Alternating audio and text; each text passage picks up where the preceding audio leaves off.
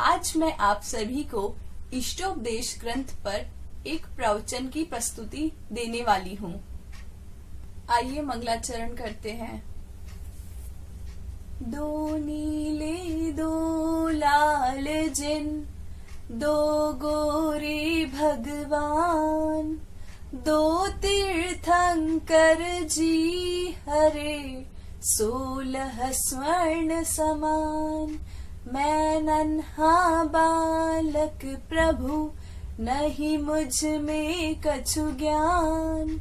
मेरे उर में आ बसो, 24 भगवान, 24 भगवान। आज हम पढ़ेंगे इष्टोपदेश ग्रंथ के बारे में। इष्ट का अर्थ होता है प्रिय। जो हमारी आत्मा के लिए प्रिय हितकारी हो वह इष्ट कहलाता है, और इष्ट के कथन या प्रतिपादन को इष्टोपदेश कहते हैं। इष्टोपदेश की ग्रंथ की रचना आचार्य श्री पूज्यपाद स्वामी ने की है। हम पढ़ेंगे आचार्य श्री पूज्यपाद स्वामी के संदर्भ में। आचार्य श्री पूज्यपाद स्वामी का जन्म 5वीं-6वीं शताब्दी में कर्नाटक के कोलंगल नामक प्रांत में हुआ। आचार्य श्री पूज्यपाद स्वामी के पिता का नाम माधव भट्ट और माता का नाम श्रीदेवी था। इनका बचपन का नाम देवनंदी था, परंतु बुद्धि की महत्ता के कारण ये जिनेंद्र बुद्धि कहलाए। इन्होंने ब्राह्मण कुल को विभूषित किया। इन्हें एक ऐसे रसायन का ज्ञान था जिसका लेप ये पैरों में लगाकर विदेह क्षेत्र जाया करते थे। इसी कारण से इन्हें पूज्यपाद भी कहा जाता है। आइए हम इष्टोपदेश ग्रंथ का मंगलाचरण करते हैं। यस्य स्वयं स्वभावाप्ति प्रभावे कृत्स्न कर्मणः, तस्मै संज्ञान रूपाय नमोस्तु परमात्मने। इस श्लोक में आचार्य श्री पूज्यपाद स्वामी ने उन सिद्ध परमेष्ठी को नमस्कार किया है जिनके समस्त कर्मों का अभाव हो गया है, जिन्हें आत्म स्वरूप की प्राप्ति हो गई हो। आइए इसे हम एक दृष्टांत के माध्यम से समझते हैं।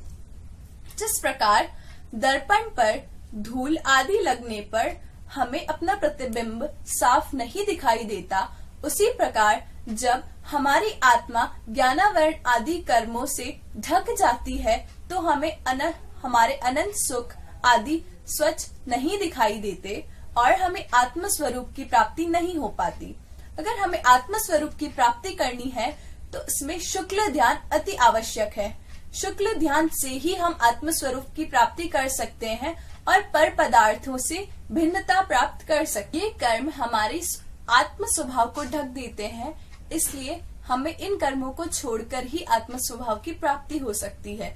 और जिनके इन सभी कर्मों का अभाव ज्ञानावरण आदि 8 कर्मों की वजह से हमारी आत्मा का असली स्वभाव ढक जाता है, और अगर हमें सिद्ध परमेष्ठी बनना है तो 8 कर्मों को त्यागना होगा, तभी हम सिद्ध परमेष्ठी कहलाएंगे। अब हम समझेंगे व्रतों की सार्थकता के बारे में। आइए श्लोक का उच्चारण करते हैं। वरम व्रतै पदम दैवम, नाव्रतैर्वत नारकम, छाया तपस्थयोर्भेद प्रतिपालयतोर्महान। इस श्लोक में आचार्य श्री पूज्यपाद स्वामी ने यह बताया है कि व्रतों के द्वारा स्वर्ग में जाना अव्रतों के द्वारा नरक में जाने से अच्छा है। आइए हम इस श्लोक को एक दृष्टांत के माध्यम से समझते हैं। 2 व्यक्ति हैं, दोनों को एक ही स्थान पर जाना है, दोनों को कुछ क्षण के लिए प्रतीक्षा करनी है। एक व्यक्ति है जो धूप में खड़ा है और एक व्यक्ति है जो छांव में खड़ा है। तो जो धूप में खड़ा है उसे अशांति ज्यादा होगी, वो ज्यादा व्याकुल होगा धूप के कारण, और जो व्यक्ति छाया की शीतलता में खड़ा है वो कुछ क्षण के लिए एक शांति प्राप्त कर सकता है। उसी प्रकार आचार्य श्री पूज्यपाद स्वामी ने व्रतों और अव्रतों के द्वारा बताया है। व्रतों के द्वारा यानी कि अहिंसा आदि अणुव्रत व महाव्रत के द्वारा हम स्वर्ग में जाएं और हिंसा आदि पाप करके, अव्रत करके हम नरक में जाएं तो क्या श्रेष्ठ है। अब हम समझेंगे मोहाव्रत ज्ञान वस्तु स्वरूप को क्यों नहीं पहचानता। मोहेन संवृतम ज्ञानम स्वभावम लभते नहीं, मत्तः पुमान पदार्थानाम यथा मदन को द्रवहि। आइए इस श्लोक का अर्थ देखते हैं। यहाँ पर आचार्य पूज्यपाद स्वामी यह बताना चाह रहे हैं कि मोह से ढका हुआ व्यक्ति आत्म स्वभाव को नहीं पहचान पाता। इन्होंने एक दृष्टांत लिया है जिसमें इन्होंने इसे अच्छी तरह से समझाया है।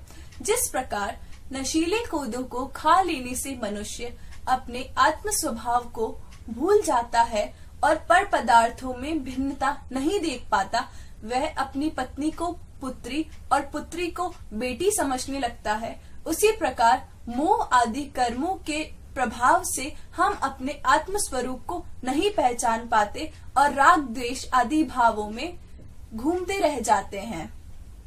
मोही प्राणी पर पदार्थ को अपना मानता है। वपुर्गृहं धनं दारा पुत्रा मित्राणि शत्रुवः सर्वथान्य स्वभावानि मूढ़ः स्वानि प्रपद्यते।